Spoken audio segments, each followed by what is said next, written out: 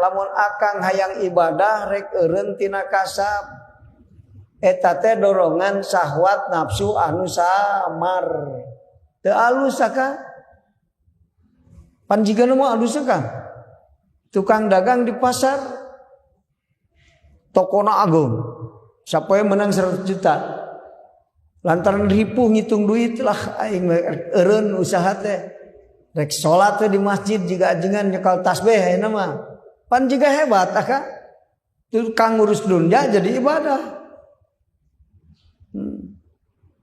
padahal mah ditalungtik kang dorongan nafsu syahwat anu samar ditalungtik teh lain hayang salat nyekal tasbih di masjid naon atuh capek ngitung duit hayang reureuh ngan lamun ngitung lamun ka pasar reureuh eueuh gawe sare di imah dicarekan ku pamajikan supaya tong dicarekan di tilaman ku nyekel tasbih di masjid padahal nu bukti mah geus mung usaha capek neangan duit eta syahwat nafsu akang eta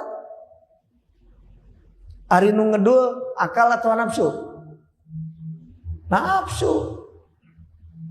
Ya Kang akal mah semangat ibadah. Semangat kerja akal mah matak tipe umat Islam nu iman mah Kang kerja keras, cerdas, ikhlas. Semangat ibadah kerja keras, semangat kerja make ilmu bari hate zuhud ikhlas. Sabaraha hasilna da geus diatur ku Allah. Narimakeun syukuran ka Allah nu penting hasil kerja sabab ikhlas berniaga dengan Allah. Namun berniaga dengan Allah digunakeun di jalan Allah. Dangaran syukur ngagunakeun nikmat dina perkara nu diridoan ku nu mere nikmat. Allah ridhoeunana ieu harta dikamanakeun. Ta eta syukur ngaranna la in syakartum la azidan.